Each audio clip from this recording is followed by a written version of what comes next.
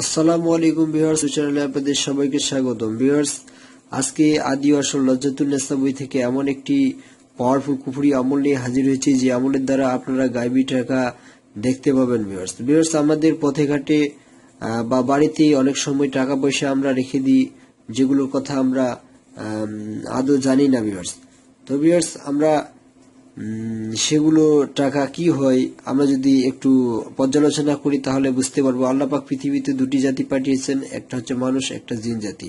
Viewers, যে টাকাগুলো আমাদের হারিয়ে যায় পথে ঘাটে রাস্তায় বা যে কোনো স্থানে রাখা টাকা পয়সা পাওয়া যাচ্ছে না এরকম দেখা যায়, তখন বুঝে নেবেন সেগুলো দ্বিতীয় যে আমাদের জিন জাতিকে সৃষ্টি করেছেন ওনারা সংগ্রহ করেন। ভিউয়ার্স, সে টাকাটাকে গুপ্তধন বলা হয়। সে টাকাটা দেখার জন্য খালি চোখে দেখা যায় না, আপনার কিছু আমল এবং তদবিরের প্রয়োজন হয়। আমাদের অনেকে কমেন্ট করে জানিয়েছেন এই আমলের কথা, সেজন্য আমি আমার গুরুর ঈদের সাপেক্ষে আজকের এই আমল আপনাদের সামনে তুলে ধরেছি। ভিউয়ার্স, আমি সরাসরি লজ্জাতুন্নেসা বই থেকে এই নকশাটি আমি অঙ্কন করেছি। ভিউয়ার্স, আপনারা এইরকম একটি নকশা অঙ্কন করে নেবেন। দ্বিতীয়ত ভিউয়ার্স, এই যে আমি একটি কাপড়ের প্রদীপ তৈরি করেছি, কাপড়ের প্রদীপ আমি জ্বালাবো। ভিউয়ার্স, এই প্রদীপটাই আপনার এই আমলের মূল উৎস।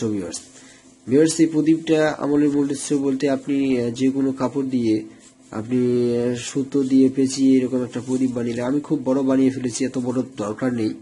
ভিউয়ার্স, আপনি কি করবেন, সর্বপ্রথম প্রদীপটি আপনি যখন বানাবেন, প্রদীপটি বানানোর পূর্বে আপনাকে ঘি জোগাড় করতে হবে। ভিউয়ার্স, আপনাকে ঘি জোগাড় করতে হবে, সেটি হচ্ছে ছাগলের দুধ দ্বারা ঘি প্রস্তুত করতে হবে।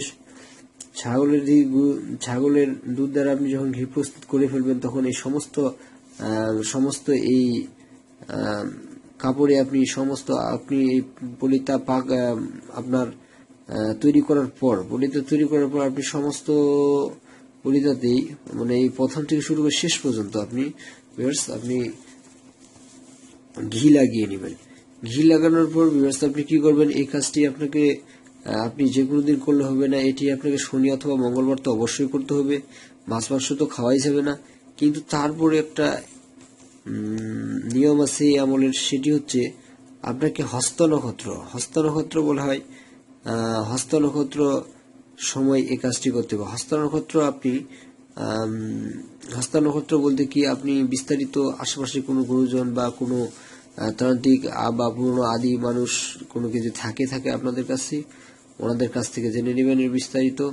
এখানে বই উল্লেখ আছে হস্তা নক্ষত্রে ভিউয়ার্স, আপনি ওনাদের কাছ থেকে জেনে নিয়ে হস্তা নক্ষত্রের পর পর্যন্ত আপনি অপেক্ষা করবেন। সেদিন ভিউয়ার্স, যেদিন এই কাজটি করবেন তার আপনার দুপুরে দিনের বেলায় আপনি এগুলো জিনিস সংগ্রহ করে রেখে দিবেন। ভিউয়ার্স, এই চিত্রটি আপনি যে কোনো সময় দিনের বেলা পবিত্র হয়ে ধূপবানের ধোঁয়া দিয়ে স্থানটিকে পবিত্র করে সেখানে এই চিত্রটি আপনি অঙ্কন করে নেবেন। ভিউয়ার্স, এই দুইটি জিনিসই অঙ্কন করে নেওয়ার পর এই সমস্ত নকশা অঙ্কন করার পর আপনি যখন এই কাজটি করবেন, সেটি হচ্ছে মূল প্রহর আছে আপনার রাত 12টার পর, অর্থাৎ শনিবারে যদি আপনি করেন শনিবারে রাত 12টার পর করবেন, যদি মঙ্গলবারে করেন তাহলে মঙ্গলবারে রাত 12টার পর করবেন। ভিউয়ার্স, আপনি কি করবেন, সর্বপ্রথম আপনার যে কাজটি সেটি হচ্ছে আপনাকে এই মন্ত্রের কাগজ আপনাকে পেঁচিয়ে নিতে হবে। পেঁচিয়ে নিয়ে আপনাকে শুভ এক মুহূর্তে যে কোনো সময়, মানে আপনি যখন এই তাবিজ লিখবেন তখন আপনাকে এই মন্ত্রটি মুখস্থ করে নিতে হবে। যে চোখে চোখে নিরঞ্জন দিলাম চোখে ছাই, গুপ্তধন দেখাও আমায় মহাদেবের নামে, ঈশ্বরী বাঁচা ভগবতে টাকা পয়সা দেখাও আমাকে শিব শঙ্করের মাঝারি। ভিউয়ার্স, এটি কালী সাধনের মন্ত্র, মহাদেবের নাম উল্লেখ আছে। ভিউয়ার্স, শিব শঙ্করের নাম উল্লেখ আছে। তো অবশ্যই এই আমলে কোনো প্রকার মাছ মাংস খাওয়া যাবে না, মাছ মাংস খেলে এই আমল আপনার কোনো কাজেই আসবে না। তো ভিউয়ার্স, আপনি কি করবেন এবার ভিউয়ার্স, আপনি সর্বপ্রথম আপনি রাত 12টার সময় এই কাজটি করে 12টার আগে আপনি প্রস্তুত করুন। 12টার পরে যে কোনো একটা নির্জন স্থানে গিয়ে যে কোনো আপনি বড় ধরনের গাছের পাতা বা পেপারস সাথে নিয়ে যাবেন। সাথে নিয়ে যাওয়ার পর ভিউয়ার্স, আপনাকে উত্তর দিকে মুখ করে বসতে হবে। ভিউয়ার্স, আপনি উত্তর দিকে যখন মুখ করে বসবেন, এই যে এই স্থানে আপনাকে ম্যাচ দিয়ে আপনি যখন এই স্থানে জ্বালাবেন, যখন ঘি এটার উপর থাকবে ভিউয়ার্স, তখন এটি খুব দ্রুত জ্বালা শুরু করবে।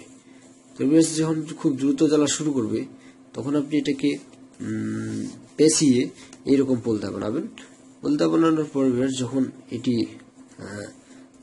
আপনি আস্তে আস্তে আগুনের কাছে নিয়ে যাবেন, যখন আগুনের কাছে নিয়ে যাবেন তখন আপনাকে অবশ্যই এই মন্ত্রটি মুখস্থ করে নিতে হবে এবং এই মন্ত্রটি তখন জপতে হবে আপনাকে।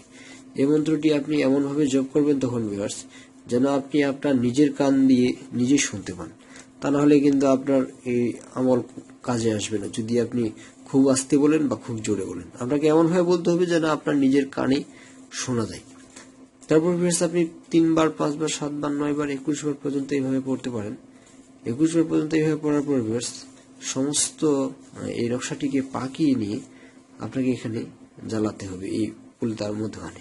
পুলতার মধ্যখানে যখন জ্বালাবেন ভিউয়ার্স নিচে একটা পেপারস রাখবেন বা কোনো গাছের পাতা বড় ধরনের রেখে সেখানে ছাইটা ফেলাবেন ভিউয়ার্স। ছাইটা ফেলিয়ে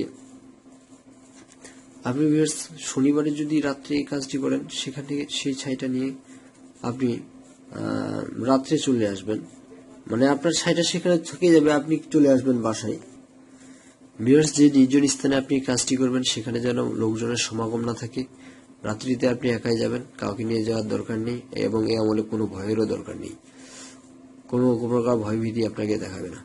তো ভিউয়ার্স আপনি এই ছাইটি যখন সেখানে পড়ে যাবে ছাইটি আপনি সেখানে রেখে বাড়িতে চলে আসবেন। বাড়িতে এসে আপনি ঘুমাবেন ভিউয়ার্স। ঘুমিয়ে সকালবেলায় উঠে আপনি সেখান থেকে পুরো ছাইটা আপনি যে পাতাতে বা আপনার কাগজে আপনি রাখছিলেন ওইখানে ওই স্থান থেকে তুলে নেবেন ভিউয়ার্স। তুলে নেওয়ার পর আপনি সেখান থেকে কিছু ছাই নিয়ে আপনার চোখে দিয়ে সরাসরি কোনো দিকে আর না থাকে ভিউয়ার্স আপনি আমি আগে বলে দিই আপনি যখন ঘর থেকে বেরিয়ে এই ছাই যেখানে পড়ে আছে এখানে এই স্থানে যাবেন তখন থেকে আপনাকে কারো দিকে তাকালে চলবে না, কারো দিকে আপনি তাকাবেনও না। কেউ যদি আপনার সাথে কথা বলে আপনি কথা বলবেন না, সোজা সেই স্থানে চলে যাবেন। সেই স্থানে গিয়ে সেখান থেকে অর্ধেক ছাই নিয়ে চোখে দিবেন ভিউয়ার্স। অর্ধেক ছাই নিয়ে চোখে দিয়ে অর্ধেক রেখে দিবেন, অর্ধেক ছাই নিয়ে চোখে দিবেন। অর্ধেক ছাই চোখে দিয়ে ভিউয়ার্স সকালবেলায় সর্বপ্রথম আপনি সূর্যের দিকে তাকাবেন ভিউয়ার্স। সূর্যের দিকে তাকিয়ে আপনার 30 সেকেন্ড 40 সেকেন্ড এরকম আপনি তাকিয়ে থাকবেন ভিউয়ার্স।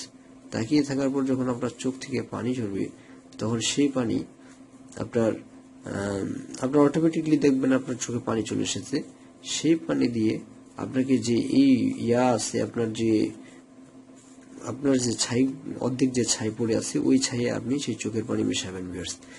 ওই ছাইয়ে আপনার সেই চোখের পানি মিশিয়ে আপনি সমস্ত পাঠটি নিয়ে আপনি আবার বাসায় চলে আসবেন ভিউয়ার্স। এটি আপনার যদি আপনি মনে করেন আপনি শনিবারে কাজটি করছেন তাহলে তো এটি একটু শুক্রবারে করে ফেলেন। শুক্রবারে করে ফেলে ভিউয়ার্স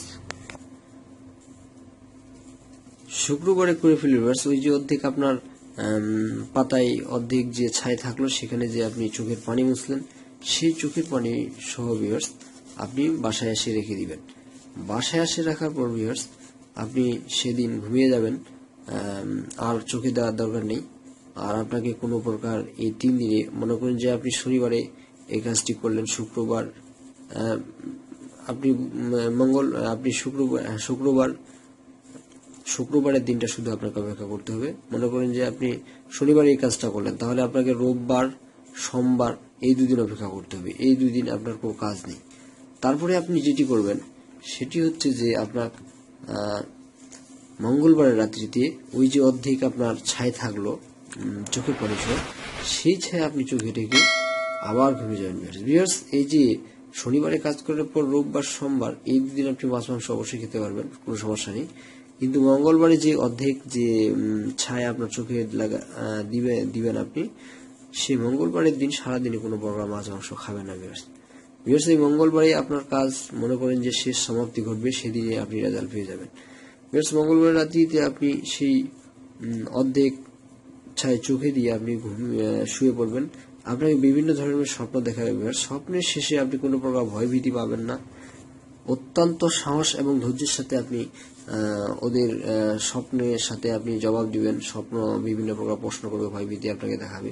তো স্বপ্নের শেষে ভিউয়ার্স মনে করেন যে আপনার 12টার পরে 3টার আগে এর মধ্যস্থানে আপনাকে স্বপ্নে দেখাবে যে কোন স্থানে আপনার বাড়ির আশেপাশে কোন স্থানে টাকা আছে, কোন স্থানে সোনা গয়না আছে, কোন স্থানে পুরনো 50 বছর আগে বা 100 বছর আগের স্বর্ণ আছে, সেগুলো আপনাকে বলে দিবে ভিউয়ার্স। তো ভিউয়ার্স, আমাদের এই ভিডিওটি যদি আপনাদের ভালো লেগে থাকে অবশ্যই লাইক করবেন। যদি আপনারা পুরনো বই থেকে এরকম গায়েবী টাকা পাওয়া এবং বশীকরণ, মন্ত্রাসর, আদি আসল, বান, জাদুটোনা আপনারা শিখতে চান, আমাদের অবশ্যই কমেন্ট করে জানাবেন।